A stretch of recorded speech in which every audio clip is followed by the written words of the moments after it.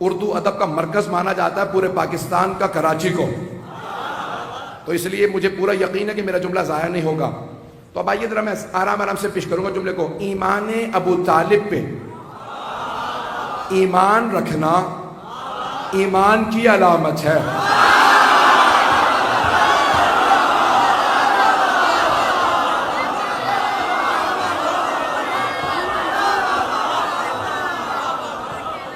میں نے کہا تھا جملہ دہراؤں گا نہیں، اور واقعاً آپ نے حق ادا کیا ہے. جانے کے نام اب یہ ایمان حضرت ابو طالب علیہ السلام سے متعلق پوری بحث کو پیش کر رہا ہوں. اچھا، ایک نہ جانے پتہ نہیں یہ بحث کیسے مسلمانوں میں سرایت کر گئی ہے کہ کسی اور سے متعلق یہ بحث نہیں پیش کی جاتی.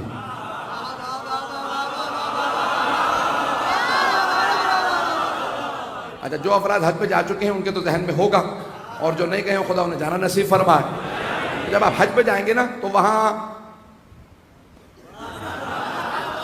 کوئی لفظ سوچ رہا تھا کہ کوئی اور کچھ استعمال کر لوں، تو اب وہاں آپ کو متوع ملیں گے. تو وہ آپ کو یعنی جنت معلیٰ جو قبرستان ہے رسول خدا کے اجداد کا، کہ جہاں جناب ابو طالب ہیں، جناب یعنی خود جناب سرور کائنات کے جناب خدیجہ ہیں، ان کے بیٹے ہیں، جناب عبد المطلب ہیں، جناب ہاشم ہیں. اور یہ کوئی نہیں سوچ رہا کہ بھئی یہ نہیں، یہاں پہ آپ فاتحہ نہ پڑھیں، یہ اسلام سے پہلے قبرستان بنا تھا. تو ہمیں بھی پتہ ہے اسلام سے پہلے قبرستان بنا تھا. ہم سے نہ لڑو، پیغمبر سے لڑو. انہوں نے قبرستان کا نام رکھا جنت معلیٰ.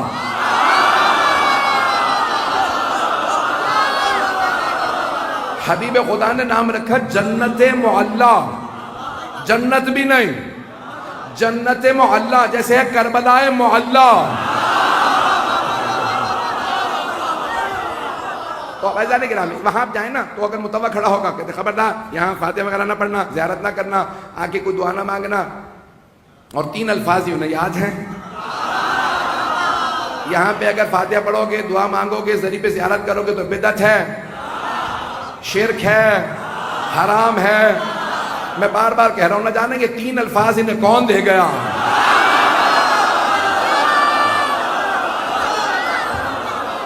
اور وہاں پہ آپ کو فوراً روکتے ہیں. تو اچھا، بہت سے ہمارے مومنین جذباتی تو ہوتے ہی ہیں، بھئی یہاں کیوں دعا نہ مانگے؟ تو وہ فوراً کہتے ہیں نہیں، یہاں پہ آپ منہ کر کے دعا نہیں مانگ سکتے، ذریعے کی زیارت نہیں کر سکتے. کیوں؟ کہا کیونکہ معاذ اللہ یہ کافر تھے.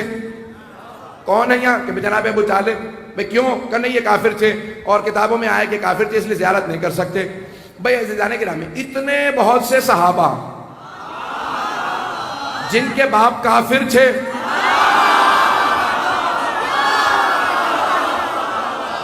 نہیں میں توہین نہیں کر رہا ہوں، میری عادت ہی نہیں ہے بالکل بھی. عزیزان گرامی بھئی کتنے بہت سے ایسے لوگ تھے جن کے باپ جو ہیں وہ کافر تھے، لیکن کہیں پہ ضد نہیں ہے. ضد ہے تو جناب ابو طالب سے. تو وہاں پہ متوع کھڑے رہیں گے، کہیں نہیں یہاں زیارت نہیں کر سکتے کیونکہ ان کی زیارت کرنا جائز نہیں، بدعت ہے، حرام ہے، شرک ہے. کہ بھئی کیوں؟ کہ بھئی یہ کافر تھے. اور کہا کہ بہت سی احادیث بھی پیش کی ہیں. کیا بھئی پیغمبر اسلام نے ان کو کان میں کہا چچا جان آپ کلمہ پڑھ لیجئے، میں روز قیامت آپ کی شفاعت کر دوں گا. پیغمبر نے کان میں کہا تو ایک بات تو واضح ہو گئی کہ شفاعت ہے، نہیں پہنچا سکا. تو وہ کہتے ہیں پیغمبر نے، رسول خدا نے جناب ابو طالب کے کان میں کہا. میں کتاب کا حوالہ نہیں دے رہا ہوں، آپ کو معلوم ہے کہ اس کی دل آزاری نہ ہو جائے کتاب کا نام لوں گا. تو اب کتاب میں آیا، ہماری مستند ترین کتاب ہے قرآن کے بعد وہ کہتے ہیں، تو اس میں لکھا ہوا ہے کہ رسول خدا نے کہا چچا جان، کان میں کہا چچا جان آپ کلمہ پڑھ لیجئے، میں آپ کی شفاعت کر دوں گا. تو جناب ابو طالب نے فوراً پلٹ کے کہا بھتیجے میں اپنے اجداد کے دین پہ باقی ہوں. تو ہمارا عقیدہ تو پہلے یہی ہے کہ اجداد رسول خدا، اجداد معصومین سب کے سب با ایمان ہیں. تو اگر انہوں نے یہی کہا تو ہمارا مطلب ثابت ہو گیا. اب وہ کہتے ہیں کہ نہیں، رسول خدا نے کان میں کہا جناب ابو طالب سے چچا جان آپ کلمہ پڑھ لیجئے. مجھے تعجب ہے مسلمانوں پہ، سننے پہ آتے ہیں تو کان میں کہیں بات سن لیتے ہیں.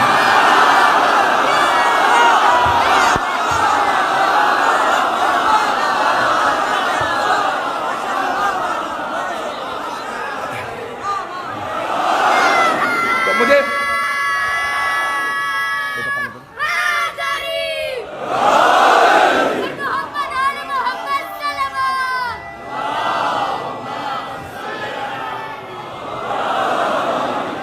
توجہ ہے دانے گرام. مجھے تعجب ہے مسلمانوں میں، سننے پہ آتے ہیں تو کان میں کہیں بات سن لیتے ہیں. بھئی کان میں بات اسی لیے کہی جاتی ہے تاکہ کوئی اور نہ سنے، نہیں پہنچا پائے.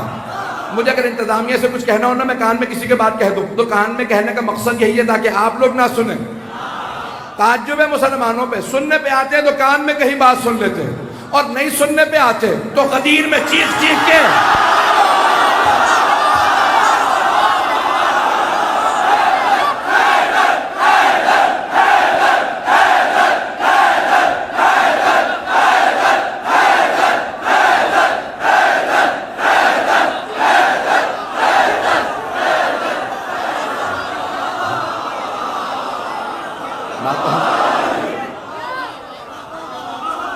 بات پہنچ رہی ہے نا میرے بھائیوں کو.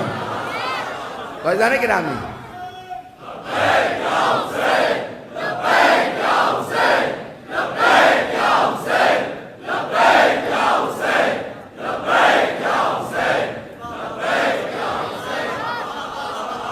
فیضان گرامی مجھے تعجب ہے، سننے پہ آتے ہیں تو کان میں کہیں بات سن لیتے ہیں، اور نہیں سننے پہ آتے تو غدیر میں چیخ چیخ کے اعلان کر رہے ہیں من کنت مولا فہذا علی المولا. اور وہاں پہ کسی کو سنائی نہیں دے رہا. ایک صاحب سے پوچھا بھائی آپ غدیر میں موجود تھے، پیغمبر نے کیا کہا؟ تو انہوں نے منہ بنا کے کہا میں ذرا دور بیٹھا تھا. انہوں نے دوسرے سے کہا بھائی تو سب سے آگے بیٹھا تھا. بھائی آپ تو سب سے آگے بیٹھے تھے تو آپ نے کیا سنا؟ کہا سنا میں نے لیکن دیکھ نہیں سکا. کہا سب سے آگے بیٹھے تھے دیکھ نہیں سکے. کہا سورج کی روشنی بہت زیادہ تھی. مجھے نہیں پتا سورج کی روشنی زیادہ تھی یا علی کے چہرے کا نور.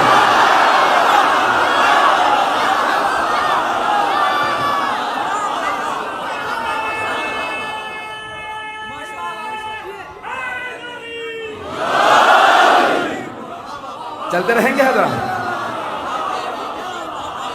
تو وہاں پہ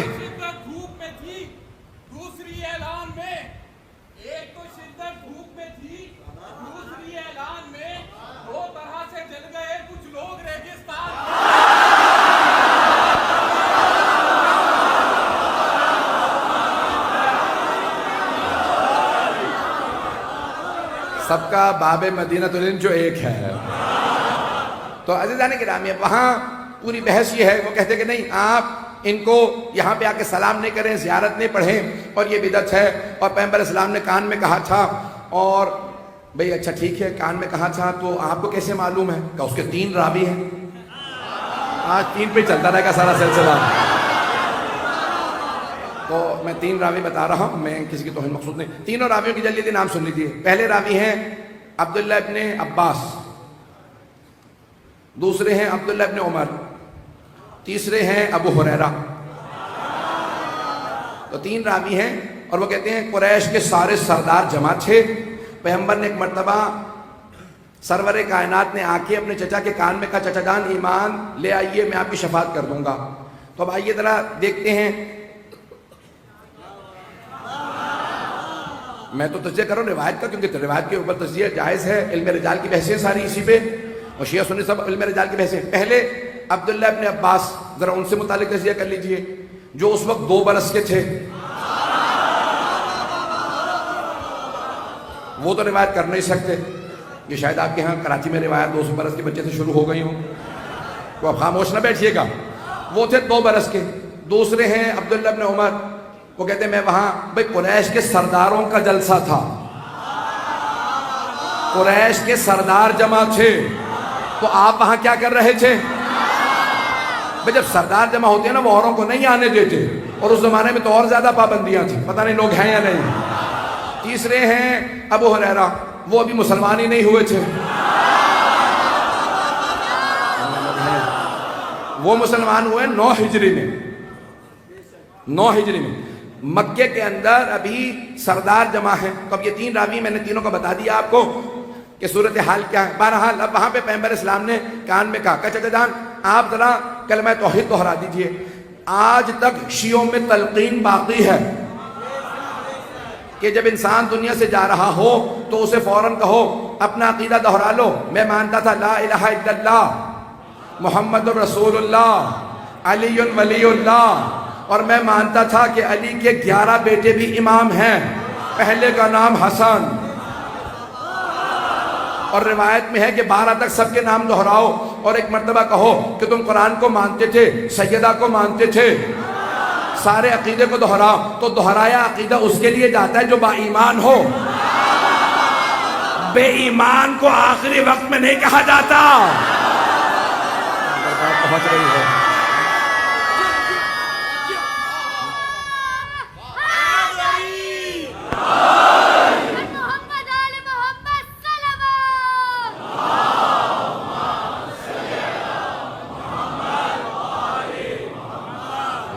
توجہ ہے نا جانے گرامی؟ خدا سلامت رکھے ان ماں باپ کو کہ جو ان بچوں کی تربیت کر رہے ہیں، کہ انہیں مجلسوں میں آنا سکھا رہے ہیں، نعرہ لگانا سکھا رہے ہیں۔ اذان گرامی اب میں پیش کر رہا ہوں، تو اب وہاں سردار جمع تھے اور ایک مرتبہ جناب ابو طالب علیہ السلام سے سر اگر کہا سرور کائنات نے تو ہمارا عقیدہ یہی ہے، شاید اسی لیے یہ ہمارے ہاں رائج ہے۔ چھٹے امام نے کہا کہ جو مرنے والا ہو اس سے کہنا عقیدہ دہرا لے، اور مرنے کے بعد قبر میں بھی جب دفناؤ تو دوبارہ عقیدہ دہرا دینا۔ ایک جملہ یہاں پہ کہوں گا، اپنی ذاتی کیفیت بتا رہا ہوں۔ یقین مانیے کہ موت کے بعد جو تسکین مجھے محسوس ہوتی ہے نا، وہ تلقین پہ ہوتی ہے کہ پروردگارہ تیرا شکر ہے تو نے ہمیں لاوارث پیدا نہیں کیا، نہ جانے قبر میں کون کون جائے گا، کیسے کیسے جائے گا، تیرا شکر ہے تو نے ہمیں علی کا ماننے والا بنایا، قبر میں بھی جائیں گے تو مولا